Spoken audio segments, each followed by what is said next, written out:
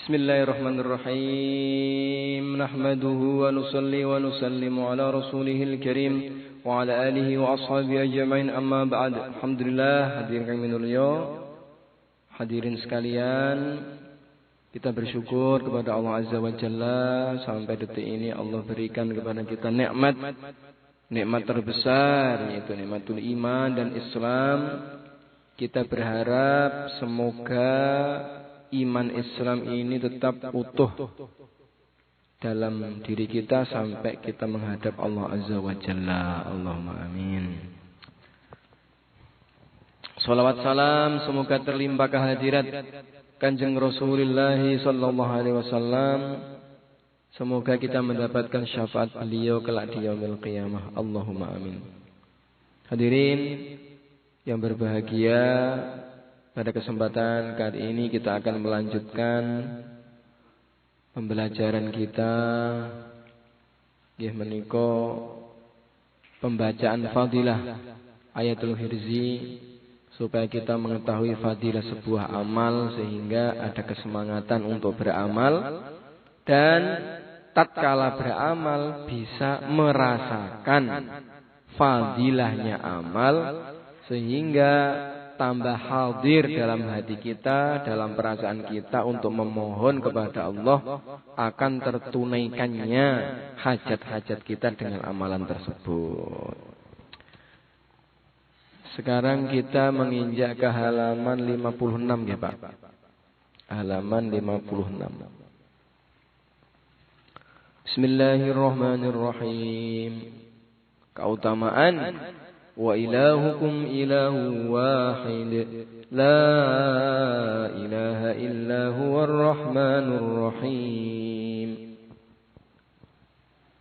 Dari Sayyidina Asma binti Yazid bin Sakan radhiyallahu taala anha, dari baginda Rasulullah sallallahu alaihi wasallam, beliau bersabda, Ismul A'zam terdapat di dalam dua ayat ini, yaitu wa ilahukum ilahu wahid la ilaha illa huwar rahmanur rahim, dan alif lam mim Allahu la ilaha illa huwal hayyul qayyum.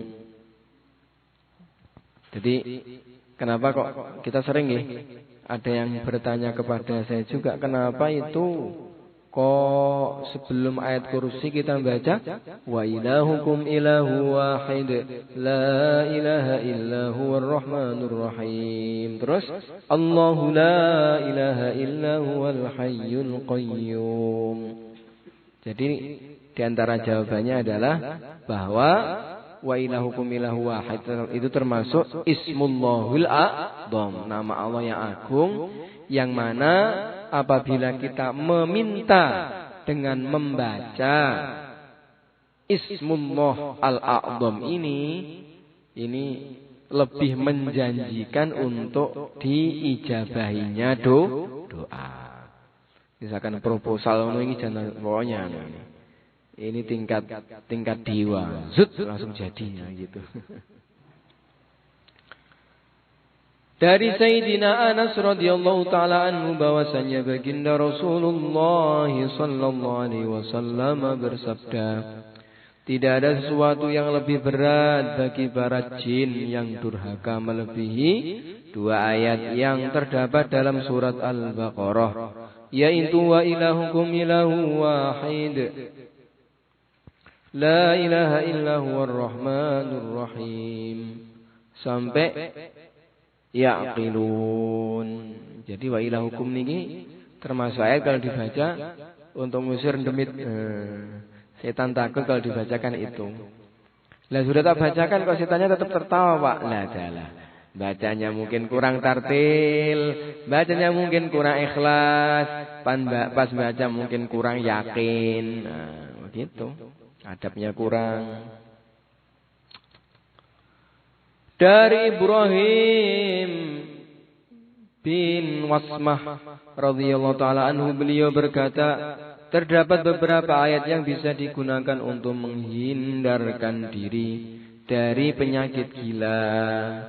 Dan barang siapa membacanya tiap hari, niscaya akan hilang penyakit gila yang ada pada dirinya, yaitu wa ilahukum ilahu wahid. Kemudian ayat kursi, 3 ayat dari akhir surat Al-Baqarah. Inna rabbakumullahu alladzi, itu ya khirzi itu intinya, sampai minal muhsinin. Dan akhir surat Al-Hasyr, telah sampai berita kepada kami bahwasanya ayat-ayat tersebut tertera di sudut-sudut arsy. Masya Allah. Dan Ibrahim bil Wasmah radhiyallahu ta'ala anhu selalu berpesan, tulislah ayat-ayat tersebut untuk anak-anak kalian yang masih kecil, supaya mereka terhindar dari kebiasaan sering kaget dan terhindar dari penyakit gila. Wallahu a'lam. Sawan nggih. Sawan. Cacil ini ku anu. Napa? Sing sok sensitif lek roh barang-barang baik wonten niku gampang roh wonten sok kaget. Roh tak didosa. Terus roh terus kaget nangis sawanan ngoten niku. Dan niku niki ditulis ngoten, dilempet, digawa, tinggi penjagaan niate ngoten. Lah kita sing iso maca ya maca ngoten. Lah niki ayat niki enten teng rangkaian ayatul khirzi, tempatnya sadurunge ayat kursi.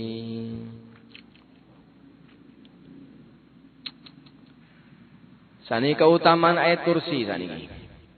Di dalam kitab Durrul Mansur Imam Al-Allamah As-Suyuti radhiyallahu ta'ala anhu telah menulis sekitar 50 hadis mengenai keutamaan dan fadilah ayat kursi. Dan di sini insyaallah saya hanya akan menyebutkan sebagian kecil saja dari hadis-hadis tersebut. Dari Sayyidina Ubay bin Ka'ab radhiyallahu ta'ala anhu, sesungguhnya baginda Nabi sallallahu alaihi wasallam telah menguji dan bertanya kepadanya, apakah ayat yang paling agung menurutmu di dalam kitabullah? Sayyidina Ubay menjawab, ayat kursi. Allahu la ilaha illa huwal hayyul qayyum ila akhirih. Jadi Ubay bin Ka'ab termasuk ulama, termasuk sahabat yang ahli dalam baca Al-Quran. Jadi imam Masjid Nabawi. Bahkan sanad-sanad para qari itu ke beliau.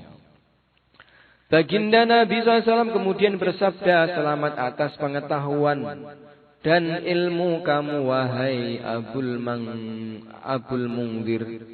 Demi zat yang jiwaku di dalam kekuasaannya, sesungguhnya ayat tersebut memiliki lidah dan 2 bibir di sisi tiang arsy ilahi yang selalu mensucikan Allah. Ya, agung. Ini keagungan ayat kursi. Dari Sayyidina Ali bin Abi Thalib radhiyallahu ta'ala anhu, beliau berkata, aku tidak menganggap seseorang yang memiliki akal di dalam Islam yang dia bisa bermalam tanpa membaca ayat ini, yaitu Allahu la ilaha illa huwal hayyul qayyum. Jadi orang yang berakal, orang yang pintar seharusnya malam itu pasti baca ayat kursi. Seandainya kalian semua mengetahui isi yang terkandung di dalam ayat ini, niscaya kalian tidak akan berani meninggalkannya dalam keadaan bagaimanapun. Karena sesungguhnya baginda Rasulullah sallallahu alaihi wasallam bersabda, aku telah diberi ayat kursi dari sebuah khazanah Allah di bawah arsy yang belum diberikan kepada nabi-nabi sebelumku. Makanya wong niku lek sering maos ayat kursi niku dadi wibawa. Sayyidina Abi Ali bin Abi Thalib radhiyallahu ta'ala berkata, semenjak aku mendengar hadis ini dari baginda Nabi SAW, maka aku selalu membaca ayat tersebut setiap malam. Dari Sayyidina Abi Qatadah radhiyallahu ta'ala anhu, bahwasanya baginda Rasulullah sallallahu alaihi wasallam bersabda, barang siapa membaca ayat kursi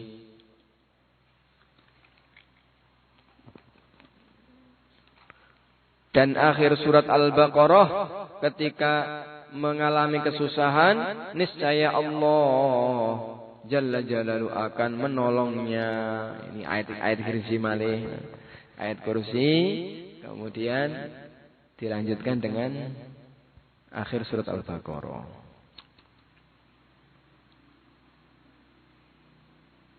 Lillahi ma fis samawati.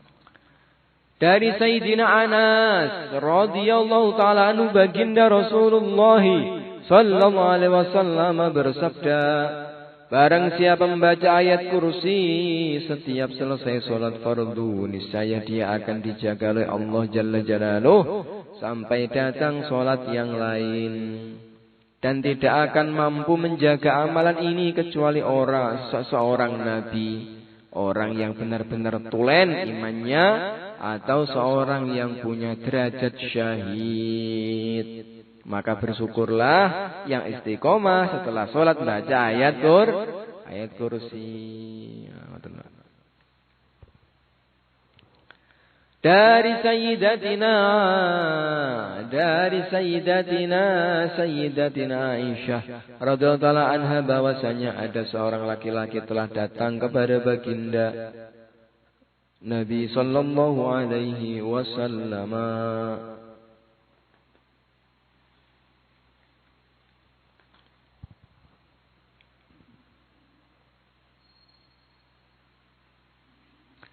Kemudian dia menyampaikan keluhannya kepada beliau, bahwasanya seisi rumahnya sama sekali tidak ada berkah. Maka baginda Nabi sallallahu alaihi wasallam bersabda, apakah kamu tidak membaca ayat kursi? Sesungguhnya ayat tersebut tidak dibacakan di atas makanan ataupun lauk pauk, kecuali Allah Jalla Jalaluhu akan menambah-nambah keberkahan pada makanan dan lauk pauk tersebut. Suwuk napa? Damel ayat kursi.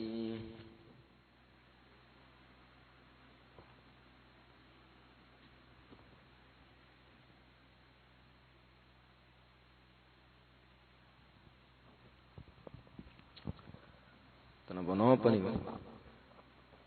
Suwuk ayat kursi.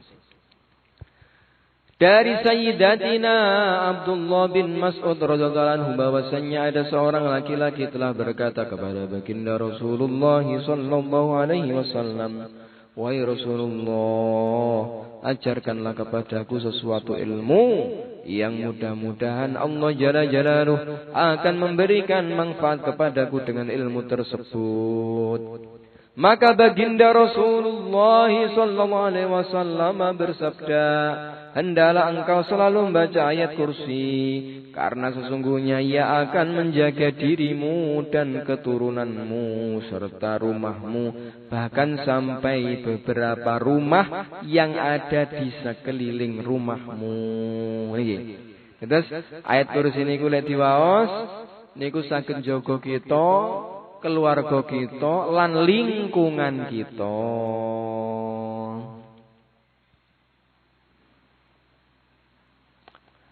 Dari Sayyidina Abdullah bin Abbas radhiyallahu ta'ala anhu, bahwasanya baginda Rasulullah SAW bersabda, barang siapa membaca ayat kursi setiap selesai salat fardu, niscaya Allah Jalla Jalaluhu akan mengaruniakan kepadanya hati orang-orang yang bersyukur, amalan para siddiqin dan pahala para nabi. Dan Allah Jalla Jalaluhu akan meliputi dia dengan rahmatnya, dan tidak ada yang menghalang-halangi dia masuk surga kecuali kematian. Sewaktu-waktu dia mati, maka akan langsung masuk surga. Ini orang yang ahli baca ayat ayat kursi. Wah, kayak luar biasa.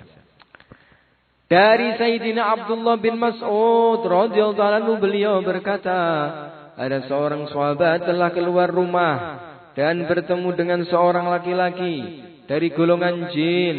Maka seorang laki-laki dari golongan jin tersebut berkata dengan lagak menantang, maukah kamu bertarung denganku? Kalau kamu mampu mengalahkan aku, maka kamu akan aku ajari sebuah ayat yang apabila kamu baca sewaktu kamu memasuki rumah kamu, niscaya syaitan tidak berani memasukinya. Maka dia pun bertarung dengan jin tersebut dan ternyata dia mampu mengalahkannya. Maka akhirnya jin itu pun memenuhi janjinya dan berkata, bacalah ayat kursi, karena tidak ada seorang pun yang memasuki rumahnya dengan baca ayat tersebut, kecuali syaitan langsung keluar dari rumahnya sambil mengeluarkan kentut dengan suara keras seperti kentutnya keledai. Piye, Pak? Keledai ini piye kentut ini? Pret. Jadi ini menunjukkan saking takutnya syaitan dengan apa? Dengan ayat kursi. Loh, berarti Pak. Mungkin jenengan badhe menemukan beberapa cerita hadis yang semakna dengan ini. Yang mana sahabat ketemu dengan jin, kemudian jin ngasih amalan gitu. Nah itu piye ngono kuwi? Dan kita kan enggak tahu itu jin muslim atau kafir. Bahkan yang seperti ini dia malah mau ngejak berkelahi. Maka bukan kok kita mengetahui fadilah ayat kursi itu dari jin, bukan. Kita mengetahui dari Nabi. Jin ya ikut ngomong gitu aja. Kalau kita ngomong sanad, ya sanadnya itu kita mengikut ikut Nabi. Yakin kepada janji-janji Nabi, bukan apa itu dari perkataan jin.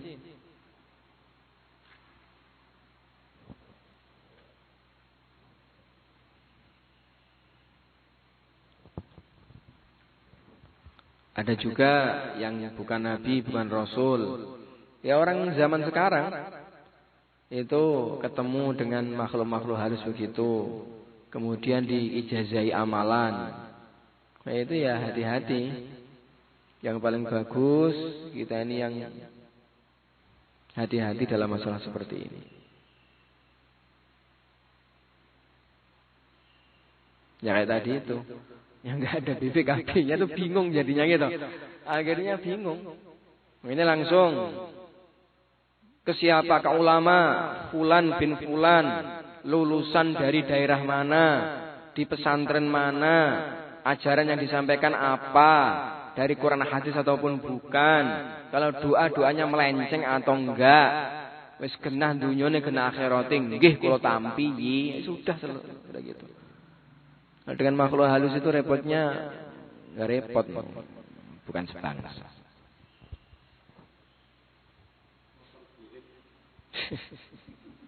Angel ya.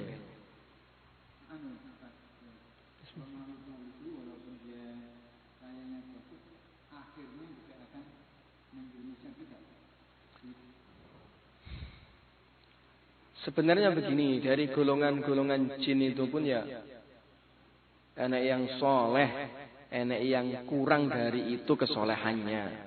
Duna dzalik. Jadi macam-macam. Di golongan jin sendiri juga ada jin yang muslim, jin yang kafir, ada yang ulama, ada yang hafid juga mereka itu.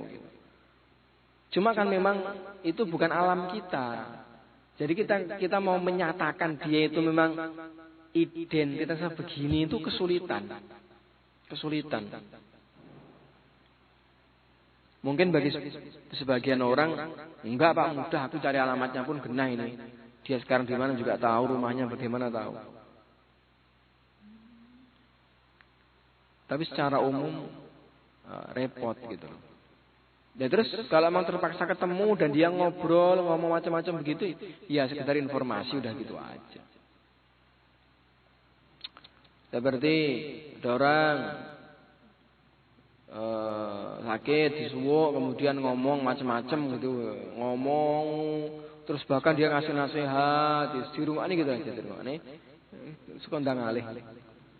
Dan repot tinggal lah diteruskan, dia akan ngasih tahu aku ini yang disuruh fulan bin fulan, akhirnya apa? Menimbulkan fitnah, lah itu repot.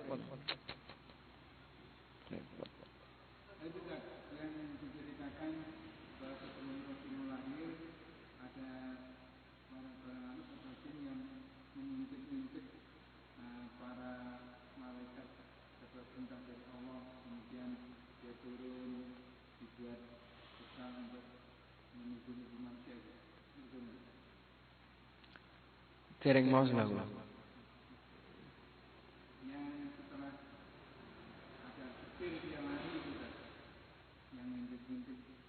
Oh, yang sehingga tidak bisa mengintip secara sempurna nih mungkin. Ya ini di antara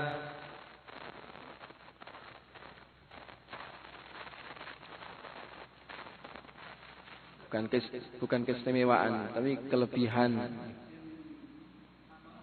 Nggih.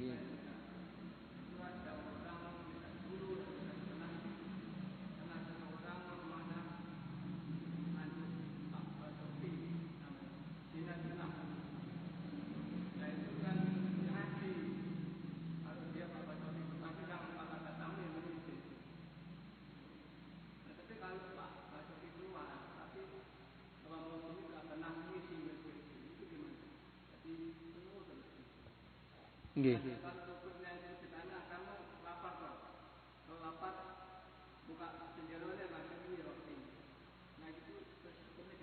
Repot. Iki padha karo sing kene BPKB.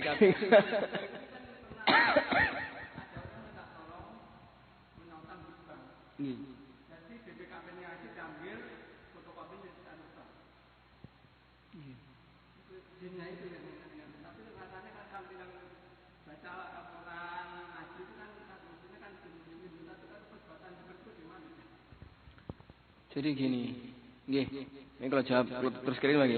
Terus niku wau pertanyaan pertama, ada memang di antara keistimewaan, bukan keistimewaan ya, di antara ditakdirkan Gusti Allah itu bisa mencuri informasi dari langit begitu itu.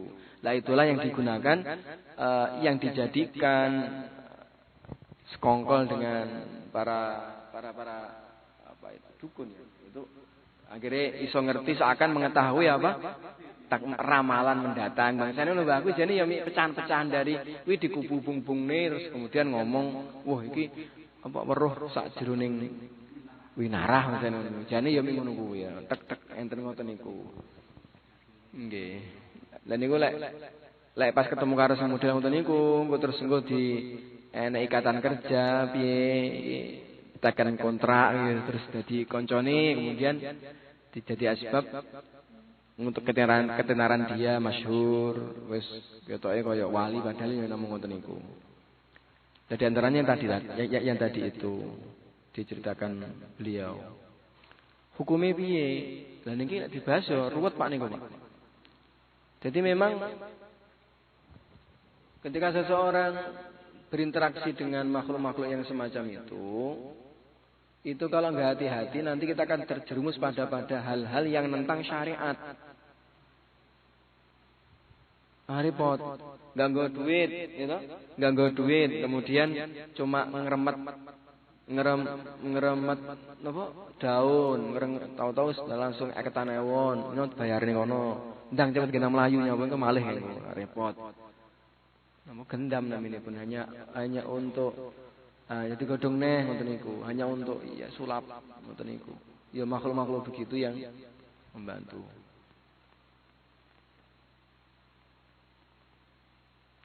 Suruh malam. Nah terus sing bahasane ngoten niku.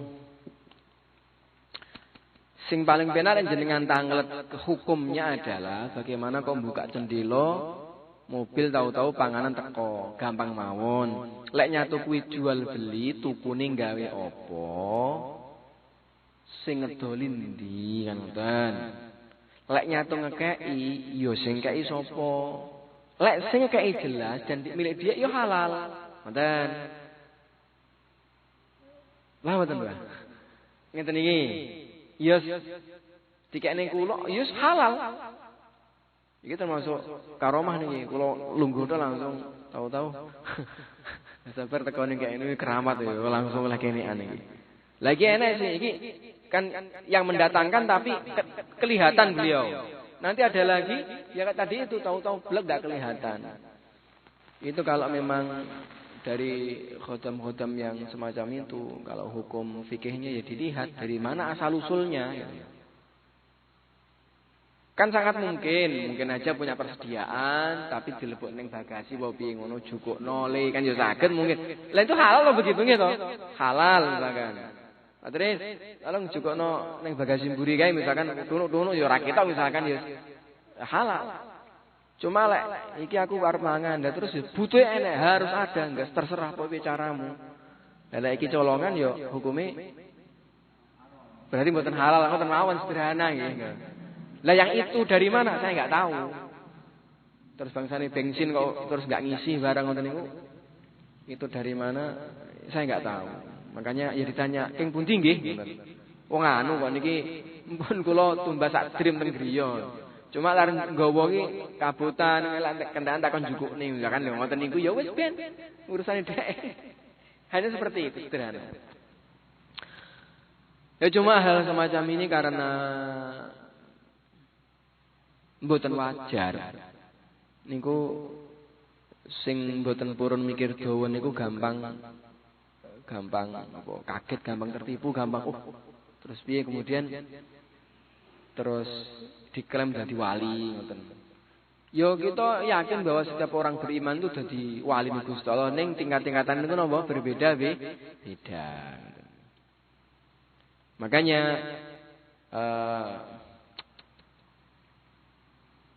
Kul in kuntum tuhibbunallah fattabi'uni yuhibbukumullah wa yaghfir lakum dzunubakum.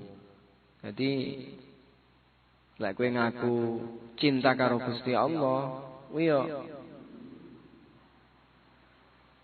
fattabi'uni ikutono aku Kanjeng Nabi ngoten. Lah tandane lek memang dia itu cinta karo Gusti Allah, terus nang Gusti Allah di aku dadi waline Gusti Allah ya mestine lelakon niku nderek Kanjeng Nabi ngoten. Lah adapun sing bangsane aneh-aneh ngoten niku bonus hanya ya sekedar ya bonus gitu aja. Bonus itu bukan tujuan bagi para orang-orang soleh, aulia illah. Ketok ya kono, ora ya kono terserah. Bisa melakukan dhuwur banyu ya kono, kelep ya ora masalah, biyen. Untung surga, akhirat gak ditakoni kowe biyen pas melakukan dhuwur banyu kelep apa ora mboten takoni ngoten niku. Mboten takoni. Ya cuma memang ada Allah nggadahi karomah ingkang dipun paringaken dumateng para kekasihipun.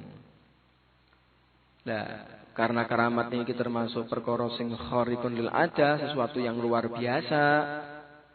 Kemudian hal-hal yang aneh yang bersentuhan dengan makhluk halus itu pun juga menjadi luar biasa sehingga menjadi apa? Samar bagi orang awam ngoten nggih. Lah, ini dibahas para alim ulama. Lah terus piye nggih bedakne keduanya iki piye? Cara membedakannya adalah kalau keramat itu nggak bisa dipelajari. Ning lek sihir iki lek wong ngerti carane, ngerti dalane iso oleh, iso padha ngoten. Paham mboten iki? Nggih.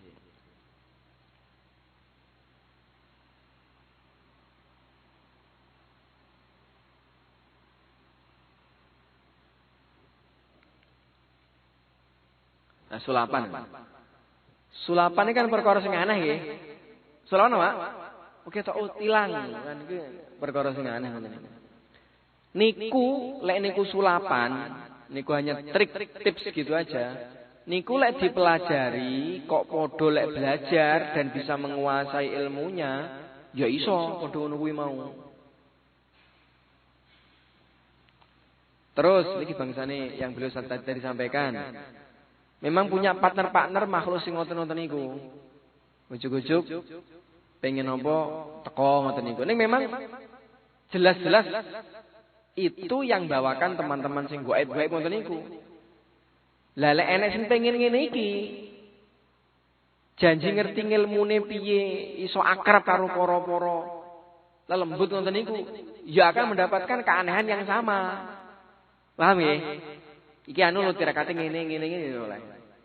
Ning lek keramat niku mboten. Keramat niku tekone sak karepe pangeran, mboten sak karepe ora kaya bukan hukum adi niku masalah ya. Itu bukan hukum adat, itu khariqun lil adat. Lek sing ngeten iki cek masuk hukum adi, pokoke janji ngene pine didulek ya metu. Padha ora ATM nyun sewu. Saiki sing gambar ade nglebokne ATM jebret. Niku lek kleru ndulek pine ya ora metu duit.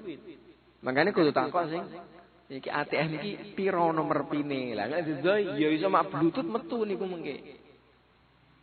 Niku sing iso dipelajari.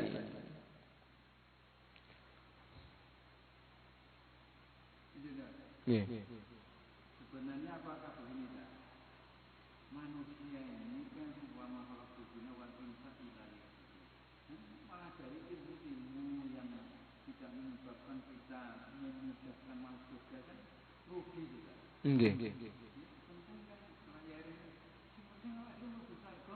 Nggih. Nggih. Tapi mangke wonten ngoten niku sing hobi ini belajar ngoten niku ya wis. Yang penting itu syar'i ya wis monggo ngoten. Enten ngoten sing kebakatan pokoke gampang dadinan ngono ya enek ngoten niku wis biene ngoten.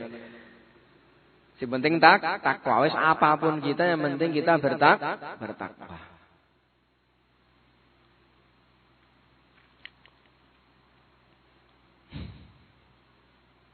Makanya teng Al-Fatah niki dibatasi belajar sing ngoten-ngoten niku mboten bareng berlebihan. Mengke terus dadi gak gelem belajar. Belajar agama. Nggih.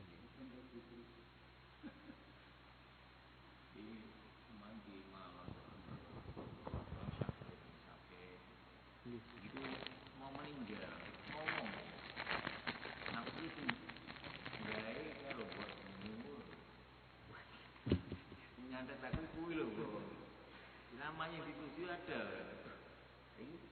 dilaporin bingung. Ayo jangan itu mati takdir sudah takdirnya, yang fitnah nanti. Akhirnya kan yang dengarkan kan sudah sama yang dituduh. Iya, sebut namanya itu sesuai fitnah ini. Jadi kemudian gimana? Yang dicari apa? Jin apa?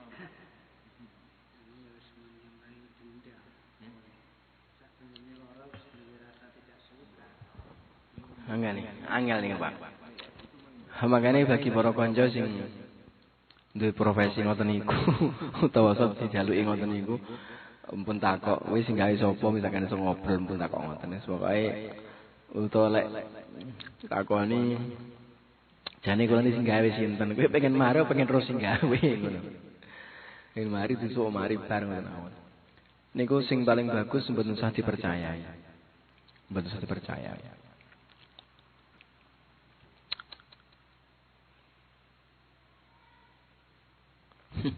Angel. Allah karim.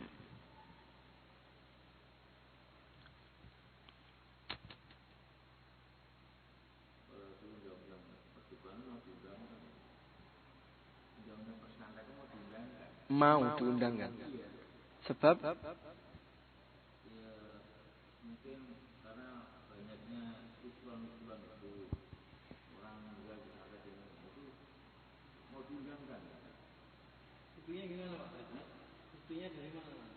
Ya itu makanya ada minimal kalau buat mengangkat kata orang-orang yang itu kan ada mungkin alat-alatnya gitu. Alat-alatnya kayak baca apa itu kan kita di sini kan belum Pak. Bagaimana? Wah, ngalih. Iya, iya kan harus mendatangkan ahlinya. Nggih. Jadi alatnya apa, buat ini, dan nanti sesuaikan sama sakitnya itu apa. Wah, ngalih. Tapi sampai sekarang belum dia bisa kan ya. Kayak undang-undang perzinahan kayak mucikari itu kan yang dilakukan sekarang kan bukan pelakunya yang ditahan, tapi mucikari. Di pelakunya dua orang kan bebas saksi. Nah ini ada baru pelakunya ditahan. Jadi itu kan tapi ya walau kapan enggak tahu. Sangat. Dalam basul masalah juga begitu. Bagaimana kalau ada orang sakit kemudian ya itu kalau bisa dibuktikan berarti termasuk kriminal. Tapi kalau nggak bisa dibuktikan ya gimana gitu. Lah gua ngoten niku sangel tugasnya Pak Kres kuwi. Allah.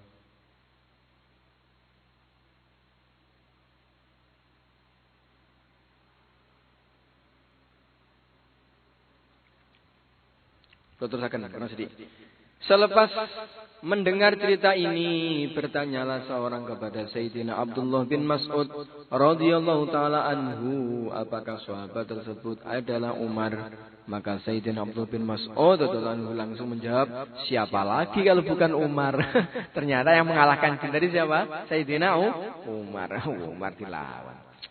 Sayyidina Umar saking keren itu sepundi. Lek beliau berjalan di satu tempat itu demit-demit takut lewat jalan tersebut. Wedi-wedi enggak usah ngalih-ngalih. Makanya enak tulisan Umar Al Faruq karepe keberkahane Mbah Sayyidina Umar engko mungkin enggak ditekani demit-demit. Ngoten niku.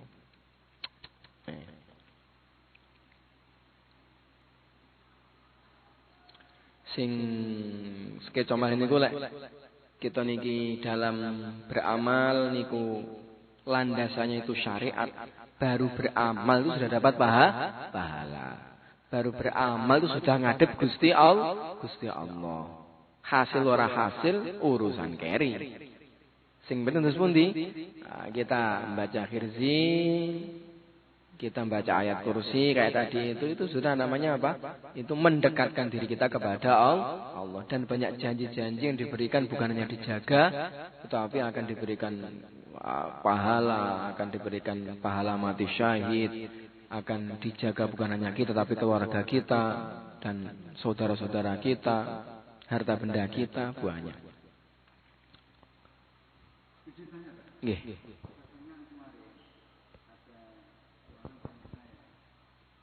Kalau orang tua saya itu punya hutang, kemudian orang tua saya meninggal, apa jadi tanggungan saya? Nggih. Jadi itu sebenarnya menjadi tanggungan orang tua. Lah terus bagaimana? Ya nanti orang tua akan membayar di akhirat. Oleh karenanya bagi ahli waris yang memang mampu hendaklah sebagai bukti bakti dia kepada orang tuanya menunaikan hutangnya begitu. Iya enggak mampu, ya memang itulah. Kalau memang mampu hendaklah kan hanya begitu. Nah, gimana memang? Ya arahnya begitu. Kalau sebelum harta waris dibagi itu seharusnya untuk itu, untuk utang itu. Mendahulukan untuk proses pengebumian, nunaikan hutang, nunaikan wasiat. Lah, nanti terus untuk muamalah-muamalah yang belum terselesaikan baru dibagi harta warisnya. Gitu, Mbak. Jadi arahnya begitu aja. Ditunaikan. Nah kalau saking banyaknya, anaknya pun juga melarat. perbanyak amal saja. Semoga amal-amalnya itu nanti akan bisa untuk menutupi utang-utangnya di akhirat nanti. Enten para wali niku apa jenenge aku utang. Lah sampean kok utang ki apa duwe duit nggih nyaur sengkoe. Lek nang donya aku gak duwe duit engko tak saurne akhirat. Mergo apa amal aku akeh yo iki aja ditiru sing ngene iki. Iki puede kepeden iki. Wali nek kita ya hati-hati. Makanya utang niku aja akeh. Utang diniati kena apa kenah pitulung Gusti Allah. Wong niku lek ndek utang dungane makbul, Pak. Wong niku lek ndek utang dungane makbul. Nek akeh-akeh mumet. Makanya ndek utang sithik mboten napa-napa. Seni kehidupan. Allahumma ya Allah, kula ndek utang ya Allah. Kakek mumet. Nggih.